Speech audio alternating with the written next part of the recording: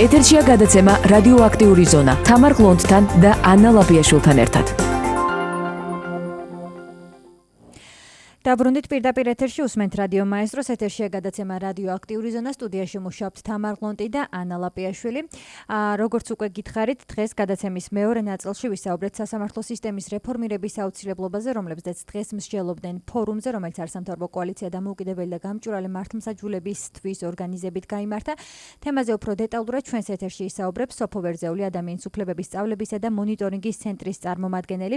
მოგესალმებით სოფო, მადლობა იმისთვის, რომ პასუხობთ ჩვენ შეკითხვებს. სოფო, პირველ რიგში საინტერესოა გესმით ჩვენი ხმა? პირველ რიგში საინტერესოა იმ ინიციატივებთან დაკავშირებით, რომ მივიღოთ ინფორმაცია, რაზეც დღეს შედგა საუბარი ფორუმზე, რა მიმართულებით არის კრიტიკულად და პირველ რიგში მნიშვნელოვანი ცვლილებები სასამართლო სისტემაში. მოგესალმებით კიდევ ერთხელ. დღევანდელ ღონისძიებაზე კოალიციამ დამოუკიდებელი და გამჭვირვალე მართლმსაჯულებისთვის, რომელიც აერთიანებს რამდენიმე ათეულ არასამთავრობო ორგანიზაციას ქვეყანაში, წარმოადგინა საკუთარი ხედვა და რეკომენდაციები სასამართლო სისტემაში შემდგომი რეფორმების გაგრძელებასთან დაკავშირებით.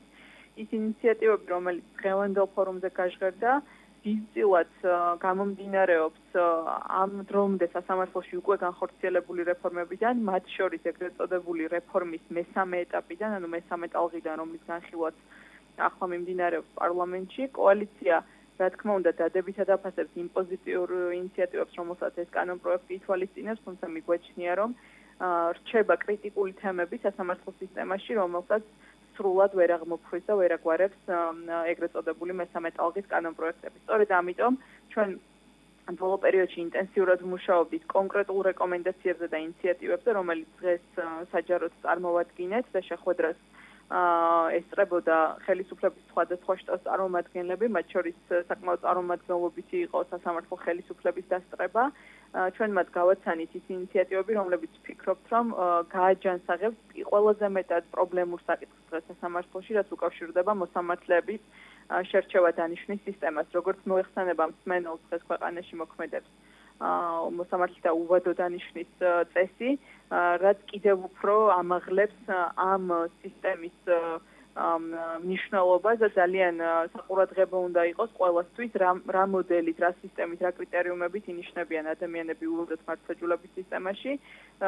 როგორც ცნობილია, ბოლო თვეების განმავლობაში ძალიან სერიოზული კრიტიკა ისმოდა იუსტიციის უმაღლესი საბჭოს მიმართ. სწორედ მოსამართლეების დანიშვნასთან დაკავშირებით ეს კრიტიკული თემები მოხვდა როგორც სახალხო დამცველის ანგარიში, ასევე საერთაშორისო ანგარიშებში და სწორედ აქედან გამომდინარე ჩვენ ვფიქრობთ, რომ ძალიან სწრაფი რეფორმების გატარება არის საჭირო იმისთვის, რომ უვადოდ დანიშნის სისტემამ არ მიიღოს არაჯანსაღი სახე, ფორმა და მოსამართლეების დანიშვნა ქვეყანაში მოხდეს იმგვარად, რომ არ დარჩეს კითხვები იმ კანდიდატების კეთილსინდისიერებასთან თუ პროფესიონალისტთან დაკავშირებით, რომლებიც ამ სისტემაში ინიშნებიან. ამასთან დაკავშირებით დეტალურად გკითხავ, თუმცა თანმიმდევრულად მინდა რომ მივყვე. პირველ რიგში საინტერესოა პირველი და მეორე ტალღა, რომელიც ვიხილეთ სასამართლო სისტემაში, იყო თუ არა შედეგიანი რა კუთხით და მესამე ტალღასთან დაკავშირებით ყოველთვის ისმოდა პრეტენზიები ბოლო პერიოდში მithumetes არასამთავრობო სექტორის მხრიდან, რომ იგვიანებდა ეს ტალღა. დღეს შედარებით სხვანაირი განცხადებები გაკეთდა იგივე ადვოკატთა ასოციაციის პრეზიდენტმა ზაზა ხატიაშვილმა, ისიც კი განაცხადა, რომ რეფორმის მესამე ტალღას ვეტო უნდა დაედოს. რა არის თქვენი მოთხოვნა მესამე ტალღასთან დაკავშირებით? ცვლილება და რეფორმა უნდა განიცადოს თუ საერთოდ ვეტო უნდა დაედოს, როგორც ამას ზაზა ხატიაშვილი აცხადებს? მოგახსენებთ კოალიციის პოზიციას მესამე ტალღასთან დაკავშირებით, როგორც იცით და ერთ წელზე მეტია რაც ამ კანონპროექტზე საუბარი და მუშაობა მიმდინარეობს და სწორედ აღნიშნეთ, საკმაოდ გაიწელა თვითონ კანონპროექტის საპარლამენტო ფორმატში განხილვის პროცესი. თუ ჩვენ შევხედავთ კანონპროექტის განვითარების ისტორიას, ვნახავთ, რომ თავდაპირველ ეტაპზე ის შეიცავდა საკმაოდ ბევრ პოზიტიურ დებულებას, რომელიც შემდეგ ეტაპობრივად მათი ნაწილი ან გაქრა კანონპროექტიდან, ან სახე იცვალა, ან მაგალითად მათი ამოქმედება გადავადდა გარკვეული პერიოდით.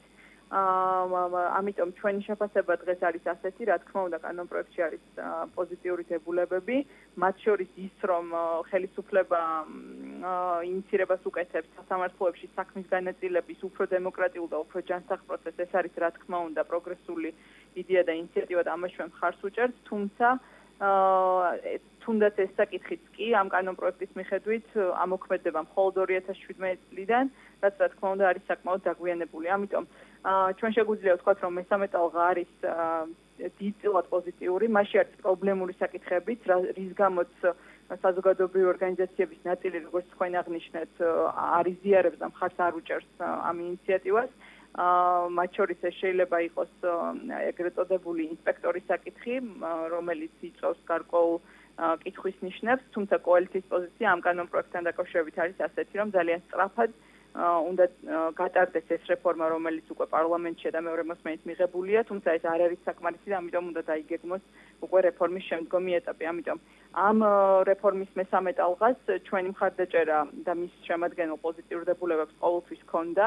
კი უფრო მეტიც ჩვენ ვითხოვდით ძალიან სწრაფად ამ რეფორმის დასრულებას და განხორციელებას, თუმცა ნაცვლად ამისა ჩვენ მივიღეთ რეფორმის გაწელილი პროცესი და გარკვეული პოზიტიური დებულებების გადახედვა კანონპროექტის ავტორების მხრიდან. ამიტომ დღეს არის რეალობა ასეთი, რომ მალე მესამე მოსმენით იქნება კანონპროექტი მიღებული, თუმცა ეს ბოლომდე ვერ აგვარებს, როგორც გითხარით, პრობლემებს, რომელიც სასამართლო სისტემაში გვაქვს და ძირითადად ეს ხარვეზები უკავშირდება, როგორც უკვე აღნიშნე, მოსამართლეთა შერჩევა დანიშნას, რიგი ცვლილებებისა, რომელიც გათვალისწინებულია კანონპროექტის, მთავარ პრობლემას ეს კანონპროექტი ვერ ხსნის და ის ინარჩუნებს საბჭოში გადაწყვეტილების მიღების ფორმატ კენჭისყრას, რაც დიდწილად განაპირობებს სწორედ იმ არაჯანსაღ ვითარებას, რომელიც დღეს არის იუსტიციის უმაღლეს საბჭოში უგულისხმობს მოსამართლე და არამოსამართლე წევრებს შორის შეთანხმებულ მოქმედებას და ურთიერთობას. მეორე ეს არის თავმჯდომარეების არჩევითობის საკითხი. თავდაპირველ ვერსიაში შემოთავაზებული იყო სასამართლოს თავმჯდომარეების არჩევითობის გაცილებით დემოკრატიული პროცედურა და თვითონ მოსამართლეები საკუთარი რიგებიდან ირჩევდნენ თავმჯდომარეს, თუმცა შემდგომ ეს მოდელი შეიცვალა. და ისევ საუბარია იმაზე, რომ იუსტიციის უმაღლესმა საბჭომ დანიშნოს სასამართლოს თავმჯდომარეები, რაც რა თქმა უნდა არ არის ასეთივე პროგრესული მოსაზრება და მესამე საქმის განაწილების წესის დროულად ამოქმედება, რასაც ჭირდება შესაბამისი პროგრამული უზრუნველყოფა, რომ სასამართლოებში საქმეები ნაწილდებოდეს არა თავმჯდომარის გადაწყვეტილებით ერთპიროვნულად, არამედ შემთხვევითი შერჩევით ელექტრონული პროგრამის მეშვეობით, რაც გამორიცხავს სუბიექტურ თუ მიკერძებულ გადაწყვეტილებას ამ პროცესში. სწორედ იმის გამო, რომ აი ამ სამ ჩამოთვლილ პრობლემას სრულყოფილად მესამე ტალღის კანონპროექტები ვერ აგვარებს, ჩვენ გამოვიტანეთ სამსჯელოდ ის დამატებითი ცვლილებები, რომელიც მესამე ტალღის კანონპროექტის სწრაფ მიღებას უნდა მოყვეს და ეს საჭიროებს კოორდინირებულ მოქმედებას სხვადასხვა ორგანოების მხრიდან, განსაკუთრებული როლი ამ ყველაფერში აქვს საკანონმდებლო ორგანოს, საქართველოს პარლამენტს, რომელმაც უნდა გაიაზროს ის ფაქტი, რომ მესამე ტალღით არ უნდა დასრულდეს მართლმსაჯულების სისტემაში რეფორმები და წინ არის კიდევ ძალიან ბევრი გამოწვევა იმისთვის, რომ მართლმსაჯულებამ ეფექტურად და დამოუკიდებლად იფუნქციონიროს ამ ქვეყანაში. სოფო, იუსტიციის უზენაესი საბჭოს წევრები ხშირად იმხმაურიან გადაწყვეტილებებზე და პროცესებზე, რომლებიც ხშირ შემთხვევაში საზოგადოებაში განხილვის საკითხი ხდება და იშვიათად თითქმის არ ფიქსირდება ამ გადაწყვეტილებების მომხრე განცხადებები და პოზიციები, ხაზგასმით აცხადებენ, რომ მოქმედებენ კანონის ფარგლებში და თუ შეიცვლება კანონი, მაშინ მოქმედებენ შეცვლილი კანონის ფარგლებში. თქვენც აცხადებდით, რომ არსებობს ცუდი კანონი, რომელსაც საკუთარ თავზე ირგებენ იუსტიციის საბჭოს წევრები. საინტერესოა, თქვენს მიერ წარმოდგენილი ინიციატივები როგორ და რა კუთხით დაეხმარება საკანონმდებლო ვითარების გაუმჯობესებას, მით უმეტეს თუ მივიღებთ ხედველობაში იმ ფაქტორებს, რაზეც თქვენ ისაუბრეთ რამდენიმე წამის წინ და ჩავთვლით, რომ პოლიტიკური ნება ამ საკითხთან დაკავშირებით არც ისე დიდია. პირველ რიგში უნდა ვთქვათ, რომ არ არსებობს ისეთი კანონები, რომელიც აბსოლუტურად გამორიცხავს მისი აღმასრულებლის მხრიდან ამ კანონის არასწორ გამოყენებას.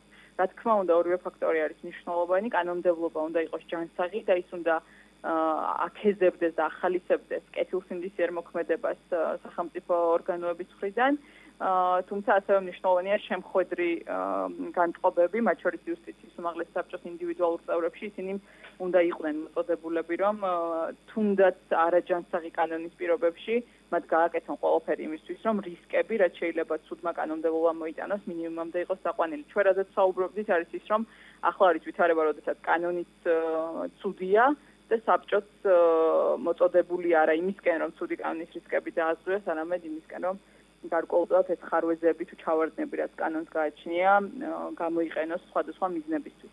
ამიტომ რაც შეეხება ჩვენს ინიციატივებს, ეს ინიციატივები მიმართულია იქეთკენ, რომ შეამციროს მინიმუმამდე კანონების არაკეთილსინდისიერი გამოყენება, მათ შორის იმ გზით, რომ იუსტიციის უმაღლესი საბჭო გახდეს ვალდებული დაასაბუთოს საკუთარი გადაწყვეტილებები, რის ვალდებულებაც დღეს არ გააჩნია და მაგალითად მოსამართლეების სასამართლო სისტემაში ინიშნებიან იმგვარად, რომ არავინ არც საზოგადოებამ, არც თვითონ კანდიდატებმა, არც დამკვირვებელმა ორგანიზაციებმა არავინ არ იცის ის არგუმენტები, რატომ დაინიშნენ კონკრეტული ადამიანები თანამდებობაზე და მაგალითად სხვა კანდიდატებს რატომ ეთქვა თუ არის. ასე რომ ამის პირველი დაზღვევის საშუალება არის უფრო მეტი გამჭვირვალობა იუსტიციის უმაღლეს საბჭოს საქმიანობაში, უფრო მეტი დასაბუთების ვალდებულება და რაც ყველაზე მნიშვნელოვანია, საბჭოს საქმიანობაზე კონტროლის მექანიზმების გავრცელება, რაც გულისხმობს იმას, რომ საბჭოს გადაწყვეტილებები უნდა ექვემდებარებოდეს გასაჩივრებას, რაც დღეს ასევე არ გვაქვს. და მაგალითად კონკურსში მონაწილე სუბიექტებს მათი დაწუნების შემთხვევაში არ აქვს სამართლებრივი შესაძლებლობა, რომ გაასაჩივრონ საბჭოს გადაწყვეტილებები. ასე რომ ჩვენ უნდა შემოვიტანოთ მინიმალური სამართლებრივი გარანტიები, რაც დაიცავს და უზრუნველყოფს იუსტიციის უმაღლესი საბჭოს მხრიდან კანონის სწორ და კეთილსინდისიერ გამოყენებას, თუმცა რა თქმა უნდა სრულად ამ რისკებს ვერ გამოვიცხავთ. კიდევ ერთხელ ვთქვი, შემხვედრი განწყობები არის საჭირო საბჭოს და ზოგადად სახელმწიფო ორგანოების მხრიდან იმისთვის, რომ კარგი კანონის პირობებში პრაქტიკაც იყოს კარგი. ასე რომ ჩვენ ნელ-ნელა უნდა წავიდეთ საკანონმდებლო ვითარების გაჯანსაღების გზით, რაც წაახალისებს ან სულ ცოტა თუ არ წააქეზებს აიძულებს მაინც იუსტიციის უმაღლეს საბჭოს წევრებს, რომ უფრო მეტი პასუხისმგებლობით და უფრო მეტი კეთილსინდისიერებით მოეკიდონ მათ ძალიან დიდ უფლებამოსილებას, რაც გულისხმობს იმას, რომ უვადოდ სასამართლო სისტემაში დანიშნონ მოსამართლეები, რომლებმაც უნდა აღასრულონ ქვეყანაში მართლმსაჯულება.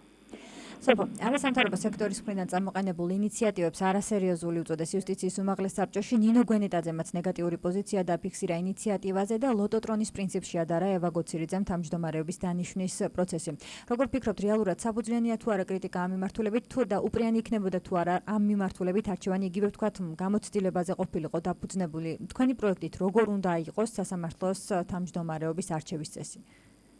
პირველ რიგში იმას ვიტყვი, რომ ჩვენი კანონპროექტები და იდეები, რომელიც დღეს გამოვიდანეთ სამშობლოს, ნამდვილად არ არის 1 და 2 კვირის მუშაობის შედეგი, მათ შორის საბჭოს წევრებმა ძალიან კარგად იციან, რომ ბოლო რამდენიმე წელია კოალიცია აქტიურად მუშაობს ამ დოკუმენტებზე და არაერთი განხილვა მოგვიწვია დღევანდელ დღემდე, ამიტომ ჩვენთვის ცოტა გაუგებარია ეს რეპლიკა, რომელიც გაკეთდა მოუმზადებლობასთან დაკავშირებით. რაც შეეხება თავმჯდომარეების არჩევას, ჩვენი მთავარი მიზანი არის ის, რომ ეს ერთგვარი პრივილეგია, რომელიც თავმჯდომარეობას გულისხმობს დღეს სასამართლო სისტემაში გაქრეს სისტემიდან, რაც ახალისებს ძალიან არაჯანსაღ ურთიერთობებს და პროცესებს სასამართლო სისტემაში.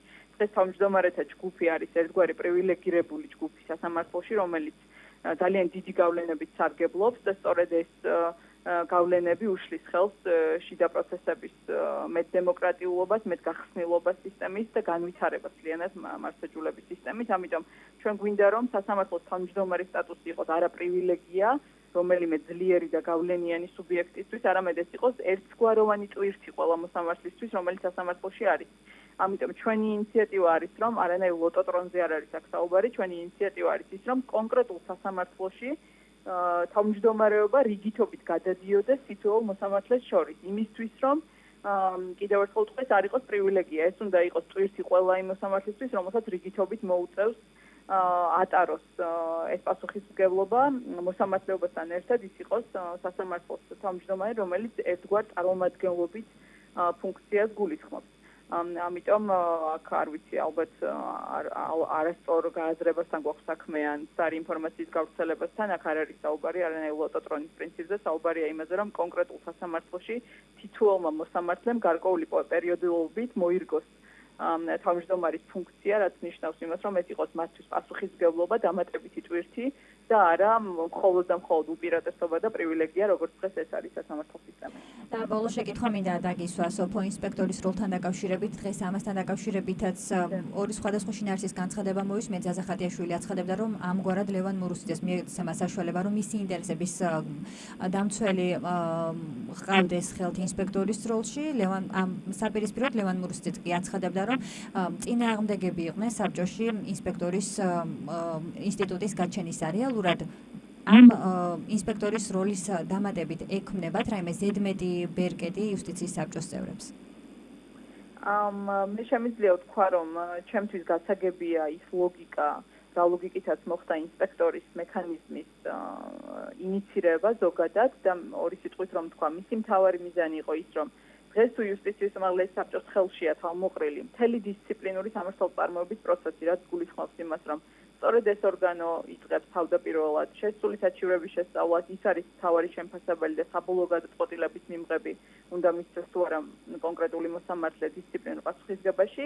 ეს ფუნქციები გადასინჯულიყო და შემოღებულიყო ინსპექტორის მექანიზმი, რომელიც პირველად მოკვლევას ჩაატარებდა საჩივრების და შემდეგ მისი დასკვნის საფუძველზე საბჭო უკვე ცალკე დამოუკიდებლად მიიღებდა საბოლოო გადაწყვეტილებას, საჭირო იყო თუ არა მაგალითად დისციპლინური დევნის დაწყება კონკრეტული მოსამართლის წინააღმდეგ. ამიტომ ეს ლოგიკა თავდაპირველად ჩვენთვის ყოველთვის მეტნაკლებად გასაგები იყო.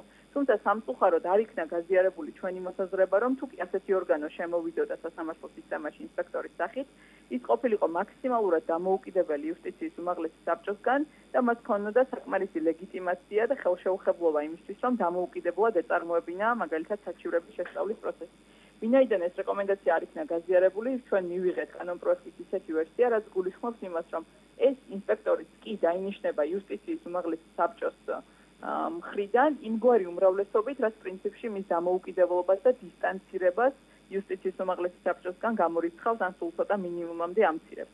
ეს რა თქმა უნდა არის სერიოზული პრობლემა, რომ საბჭოს ამ მექანიზმზე, ამ ინსტიტუტზე ექნება სერიოზული გავლენები და მთავარი მიზანი, რაც იყო და ამ ინიციატივის, ეს მიზანი ვერ იქნება მიღწეული ამ გზით.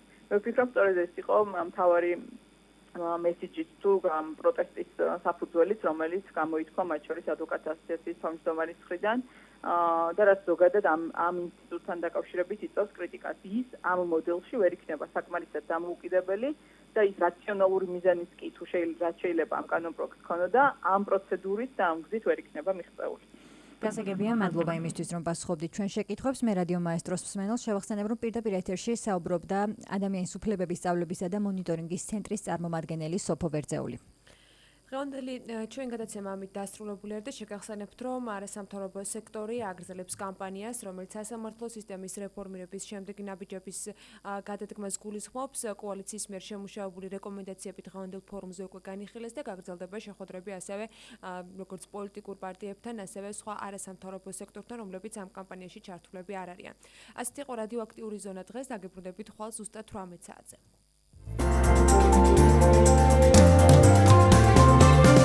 ეთერში იყო გადაცემა რადიოაქტიური ზონა თამარ გლონცთან და ანა ლაპიაშვილთან ერთად.